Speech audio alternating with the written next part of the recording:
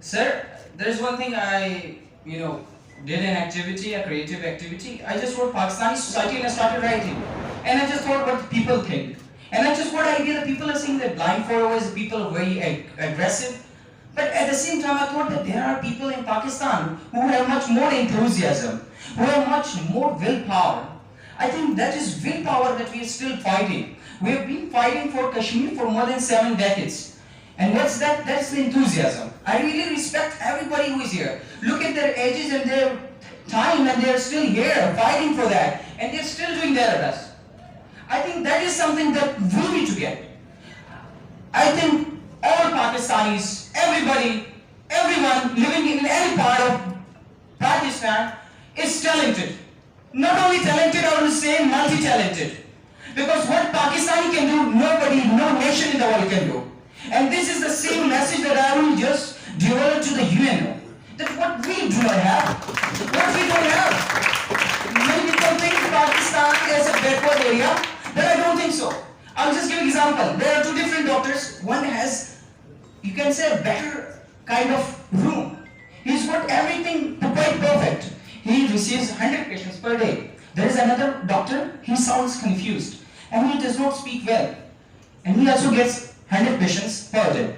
If you are given an option to go to which doctor, you will definitely go to the one who has better room, who has got better equipments. But no, I will not go to that. I will go to the one who is confused. Do you know why? Because the one who is living in confused state, the one who has no proper room, the one who has no proper equipments, and still gets 100 patients, it means there is something in it. There is something in that doctor, and that is something special. He's got no room, proper room, no instruments, and still doing well. Pakistan, in spite of its economic crisis, is still running. It's still surviving. I think no nation can do that. No one can do that. And still Pakistan is going through that. In spite of all those cases, all those traumas of economy, we are still fighting. And that's what the message goes, that there are people living like Papa Jani here, Khan Zamrul Khan Sahib here, that they are fighting for their life.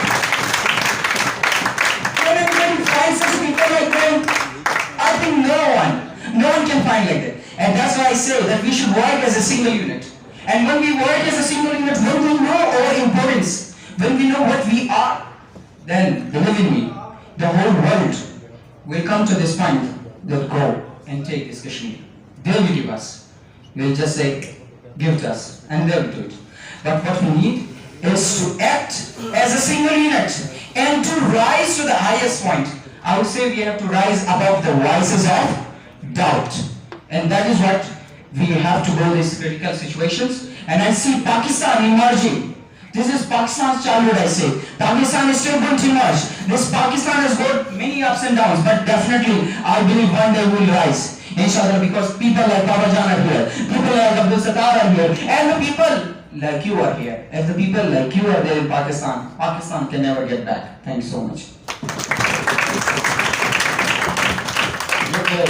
Balochistan से और बकौल उनके जैसे उन्होंने कहा बाबा जानी तो सलाम पेश करते हैं जनाब हम आपको कि आपने अपनी अच्छी टीम तैयार कर ली, अपने अच्छे बच्चे तैयार कर लिया, अल्लाह पाक दुनिया और आखिरत में इसकी ज़रूरत है आपको।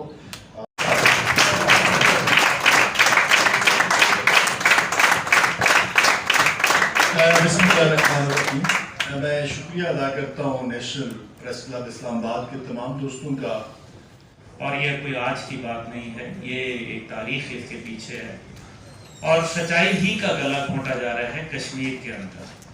भारत की पूरी कोशिश के बावजूद जो कश्मीर के अंदर जुल्म सितम हो रहा है, उसका ये बात नहीं है कि दुनिया को हमने पावर कराना है।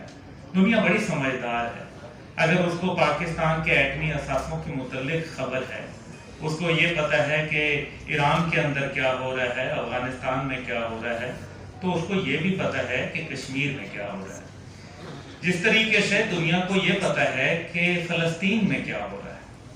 लेकिन तारीख के एक ही पैराए में कुछ वाक़यात होते हैं। एक वाक़या जो है वो ये भी होता है कि फ़लस्तीन का नक्शा जो है गूगल से ख़त्म कर दिया जाता है और ऐन उसी वक्त जो है कश्मीर के ऊपर भी एक नया सर्च दुश्मन का जो एजेंडा है वो सामने आता है। बहरहाल ये तो बातें हैं जो हमें सबको पता भी हैं। لیکن دیکھنا یہ ہے کہ ہم نے کیا کر سکتے ہیں اور کیا حاصل کیا ہے اس سلسلے میں۔ اس میں کوئی شک و شبہ نہیں کہ بھارت کا جو ایک مکروہ چہرہ تھا، جو بالکل بھیڑ کی کھال میں ایک بھیڑیا جو موجود تھا، وہ تو اب دنیا کو نظر آ گیا۔ مودی کے دورے کو آپ کامیاب کہہ لیں، لیکن ساتھ ہی ساتھ ان 70 سے زیادہ کانگریس مین اور سینیٹر جنہوں نے خط لکھا کہ اس سے انسانی حقوق کی پامالی کا ذرا پوچھا تو جائے، یہ بھی ہماری میرے خیال میں ایک پلس پوائنٹ ہے۔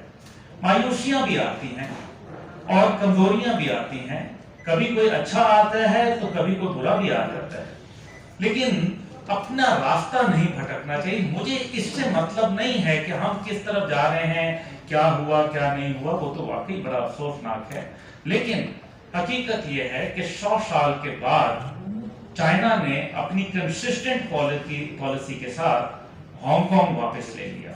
اس لیے یہ ہمیں اس پہ ذرا تھوڑا سا صبر تحمل رکھنا چاہیے، لیکن اپنی پالیسی کو وضع کرنا بڑا ضروری ہے۔ ہمیں یہ ضرور دیکھنا ہے کہ کہیں ایسا نہ ہو کہ قوم کے اندر، ڈاکٹر صاحب مجھے صرف ایک ایشو ہے، اور وہ یہ ہے کہ قوم کے اندر جو کشمیریت کا جذبہ تھا، جو گردیدی صاحب جیسے جوانوں نے اس کو جلا بخشی تھی، وہ آج کمزور کیوں پڑ گیا؟ کیونکہ کہیں کچھ لوگوں نے یہ کہہ دیا کہ وہ کشمیر کا سنگل ہینڈڈلی کیس لڑیں گے، جبکہ سنگل ہینڈڈلی کیس نہیں لڑا جاتا، قوم کو ساتھ لے کے چلا جاتا ہے۔ لیکن افسوس یہ ہے کہ ہم نے قوم کو بالکل کسی اور مقصد کے اندر ڈال دیا، اور جو کشمیر کا معاملہ تھا اس کو، جس کو ہم جگلر رین کہتے تھے، جس کو ہم شہرت کہتے تھے، وہ ہم سے دور ہوتا چلا گیا۔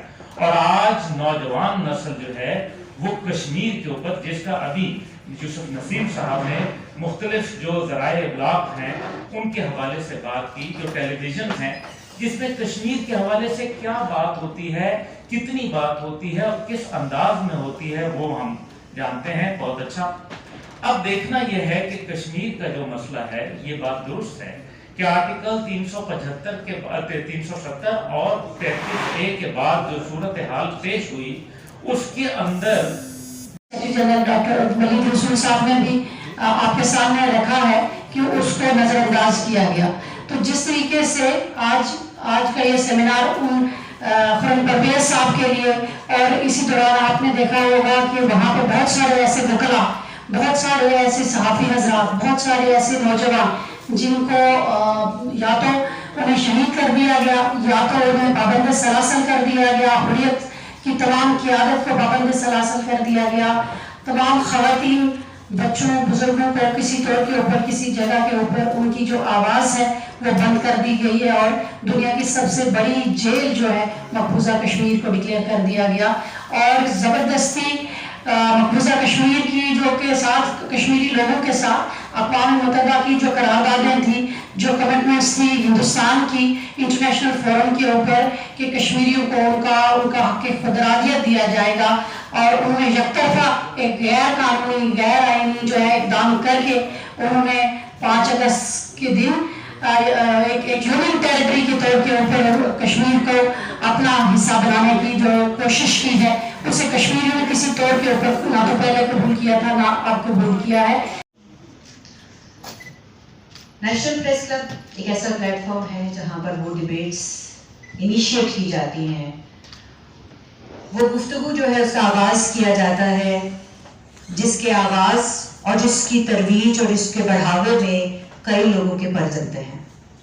تو میرا خیال ہے اس پلیٹ فارم کا سب سے بہترین استعمال یہ ہے کہ جب 5 اگست کے حوالے سے یکجہتی کشمیر کی بات ہو تو اس کا آغاز بھی نیشنل پریس کلب سے ہو۔ سب سے پہلے آپ سب کو باضابطہ طور پر خوش آمدید کہوں گی۔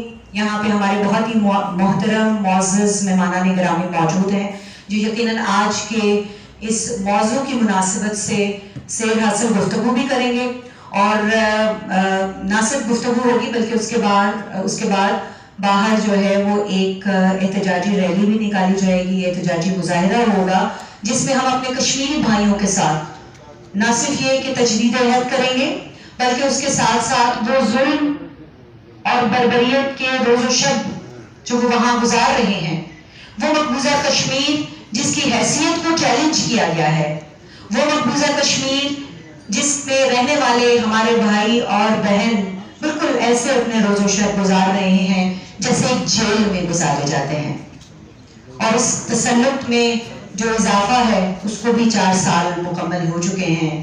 لیکن پر لوگوں کو بتائیں کہ حقیقت میں یہ ہے کیا. انڈیا نے 370 اور 35A کے ذریعے جس طرح مقبوضہ کشمیر کو اسٹیٹس کو چینج کیا، نہ تو وہاں کے ان لوگوں نے جو آزادی کی جنگ لڑ رہے ہیں اور نہ ہم نے اس کو ایکسیپٹ کیا ہے. اسی کے خلاف آج ہم جمع ہوئے ہیں. اور اس کے ساتھ ساتھ اگر آپ دیکھیں تو جس طرح انسانی حقوق کی خلاف ورزیاں کی جا رہی ہیں اور جس طرح میڈیا کو پابند سلاسل کیا جا رہا ہے، اور وہاں پر ہونے والے جو مظالم ہیں، اگر میں ان کی بات کروں تو آپ دیکھ سکتے ہیں کہ حقیقی معنوں میں وہاں پر جو ہم یہاں پر بتاتے ہیں شاید اس کے اشری بنا ہوں گے، کیونکہ وہاں پر آزادی نام کی کوئی چیز ہی نہیں. اسٹیٹس کو تبدیل کرنے کا مقصد کیا تھا کہ جو ڈسپیوٹ مقبوضہ کشمیر کو ہم کہتے ہیں، جو متنازع ہے، اس کو ختم کر دیا جائے. لیکن ہمارے ہاں پاکستان نے بھی، اور اسپیشلی مقبوضہ کشمیر کے ان غیور نوجوانوں نے جو آزادی کی جنگ لڑ رہے ہیں، وہ اس کے خلاف برسر پیکار ہیں. ہمیں بھی جو پاکستانی ہمارا فرض کیا ہے، حکومت پاکستان کا اور یہاں پر رہنے والے لوگوں کا، اسپیشلی میڈیا کا، کہ ہم اس اسٹیٹس کے خلاف جو انڈیا نے تبدیل کرنے کی کوشش کی آواز بلند کریں، عالمی دنیا کی جو توجہ ہے وہ اس طرف مبذول کروائیں. اس نے کہا کہ ہم لائن آف کنٹرول کراس کریں گے.